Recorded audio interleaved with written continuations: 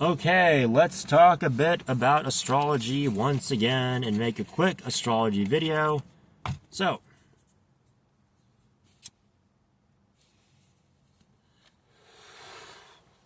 let's talk a bit about the planet of Neptune and how it relates to abuse and manipulation.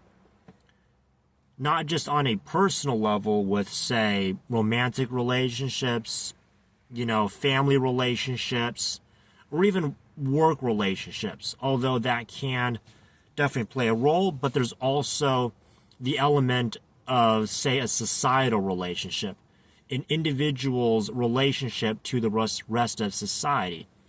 Given that Neptune is such a far-out planet, and that it relates with, things like dreams, illusions, escapism, perhaps even addictions with drugs, alcohol, things of that nature.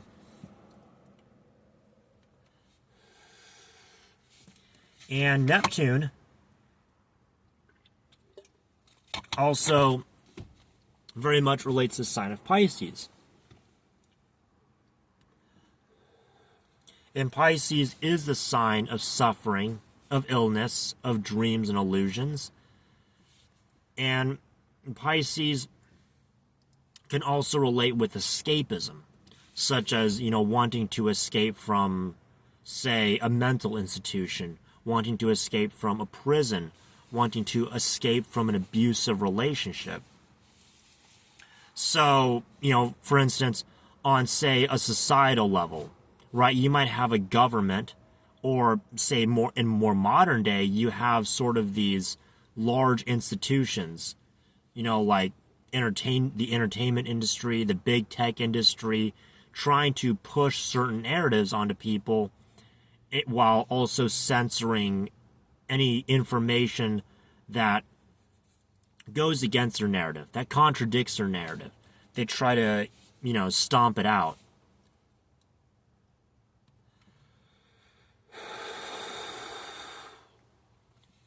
So, with that being said, you can see how Neptune kind of ties into that, because you're sort of having almost like a false narrative, right? Kind of this illusion being painted of how reality actually is versus the actual reality, right? The actual reality of things. And, there's always a lot of nuance in everything, right? Because Pisces doesn't necessarily lie. Pisces is not like Gemini. Gemini has more to do with lying, deception, manipulation, while Pisces has more to do with being on the receiving end of it. Neptune as well. So you have that suffering aspect.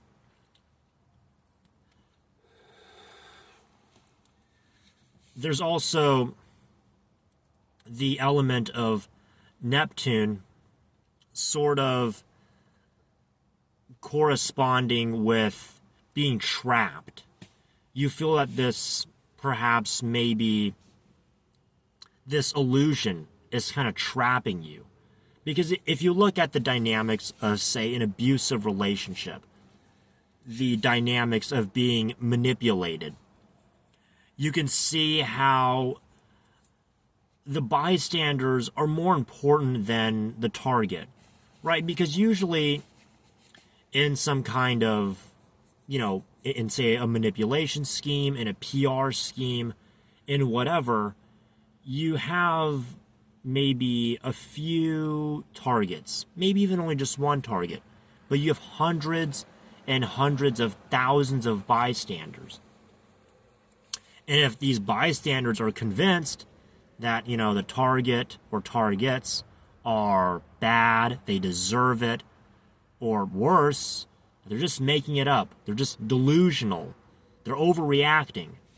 You kind of see how this ties into, maybe being abused by, a parent, being abused by maybe even a friend that's abusive, controlling, manipulative, jealous.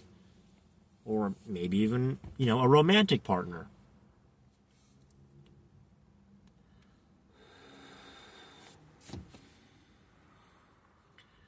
So there's that element of sort of the illusionary aspect, right? And then on top of that, if you look at things like psyops or,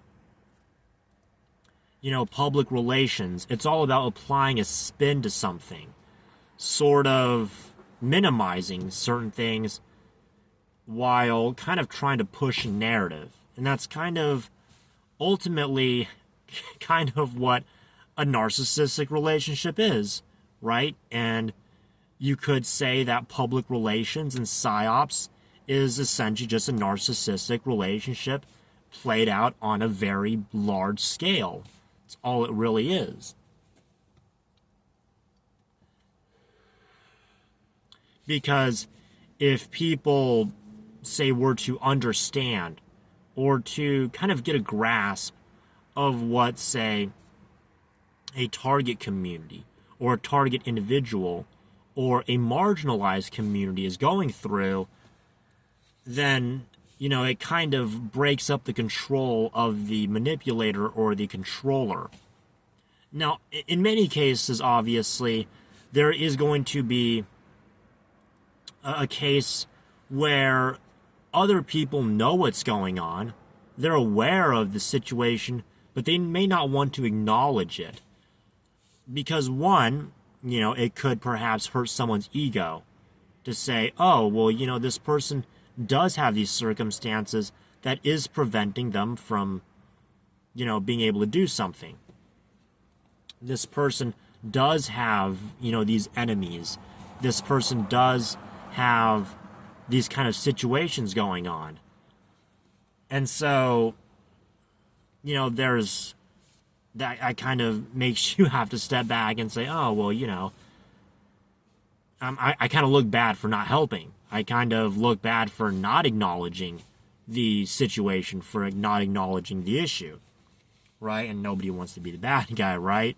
Well, some people do, but most of us don't.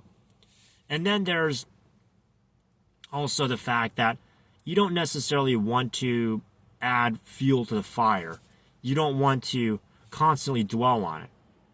This is something that's kind of off topic, off tangent, but it kind of has to tie in with the law of mentalism, right? The more you think about something, the more you resist it and give your emotional force into it, the more it's going to persist.